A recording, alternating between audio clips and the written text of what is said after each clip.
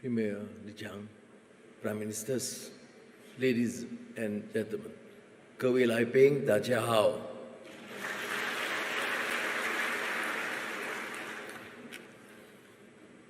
I would like to thank Mr. Li Baodong and the Chinese government for inviting me to attend and address this august gathering.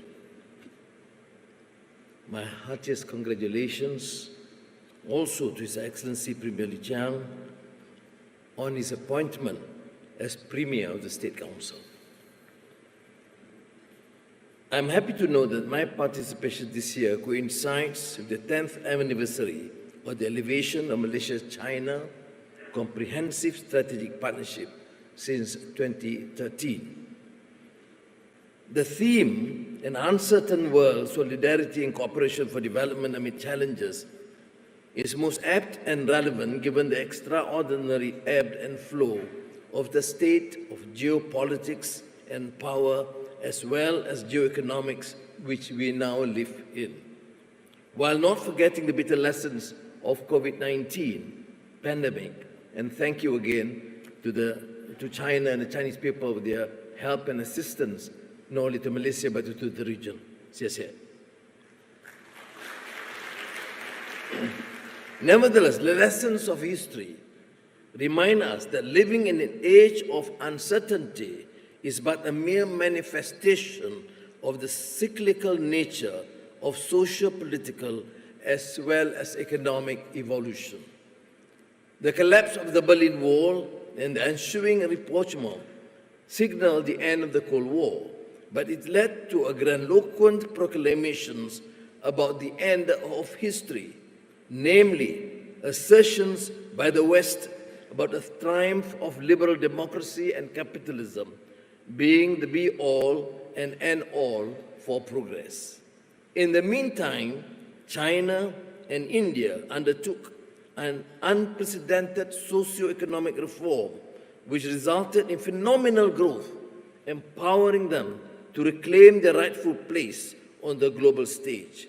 ASEAN, too, as Premier Hsien Loong mentioned, has grown, and now we have seen the new Africa. What we have seen in the last 3 decades and continue to witness today is that there are other equally legitimate ways of viewing the world and different paths of interpreting and achieving socio-economic progress. China's socialism with Chinese characteristics, Chinese path to modernization, and President Xi Jinping's idea of a community of shared future for mankind are notable examples of this. Economic empowerment and civilizational dialogues. Excellencies, ladies and gentlemen, the unity government which I lead has introduced the Malaysia Madani concept as an expression of desire to forge our own path based on our own mode as we create a humanistic nation in line with our civilizational values. In this sense, it is also our national philosophy, centered on 6 core values: sustainability, prosperity, innovation, respect, trust, and compassion. These core values are not new, yet they are the most germane for Malaysia given our history, particularly the past few years. Following this philosophy, allow me to share some thoughts on how we can achieve solidarity and cooperation for development amid challenges. First, we should focus on values that unite us as a human family, not those which divide us. Ethics, sincerity, and integrity in dealing with partners in bilateral and multilateral situations must be paramount. The concept of democratic accountability should prevail rather than just trumpeting the slogans or term democracy, which has been used as a means of pigeonholing countries according to rather arbitrary standards. To my mind, democratic accountability enjoins on leaders to be accountable to the people across the board, providing improved standards of living, transparency in the decision-making process, and essentially the overarching practice of good and effective governance. Secondly, while competition is good, there are lines when cooperation is even better.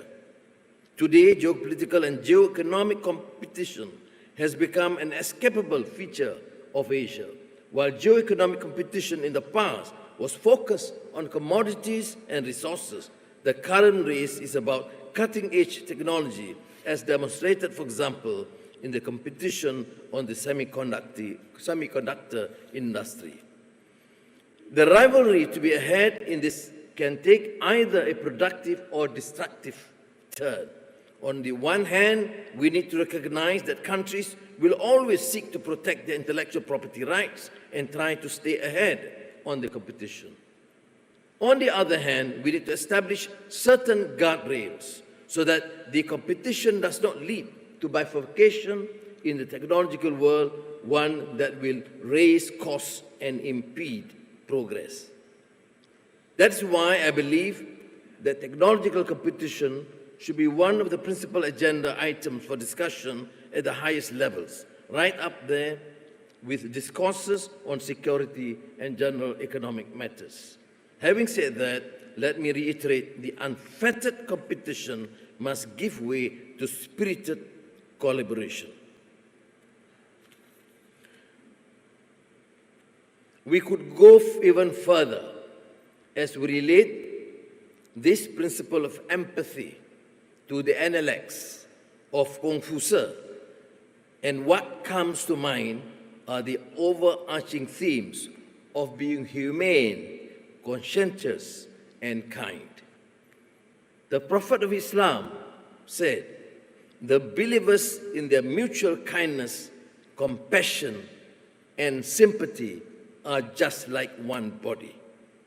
Thirdly, as we talk of uncertainties in relation among nations, geopolitical conflicts, and economic rivalry, let us not forget that the ordinary citizen with the burden of having to put food on the table and the tangible and pressing uncertainties faced. For the majority of the world's population, wages remain the main form of income. However, according to the ILO's Global Wage Report 2022-2023, wages and the purchasing power of households have dented considerably due to COVID-19 and global inflation. In the absence of adequate policy responses, the immediate future would witness a sharp fall in real incomes, a rise in inequality, which could fuel further social unrest. In the light of this, we should work closely together in the spirit of cooperation and solidarity, striving towards reducing inequality, promoting social justice, and enhancing standards of living for all. I commend you, Premier Li Qiang, and China for taking this bold initiative of continuing interaction and dialogues with countries. Translating lofty ideas into practical reality, solidarity and cooperation is best exemplified in the realization of the Belt and Road Initiative. With the pandemic behind us, we should try to gain or regain its momentum. In closing, I cannot overstress that if we continue to cooperate, speak in a unified voice, and exchange ideas on strategy and best policy practices, we can work together in an Asia that is stronger and more resilient. 谢谢。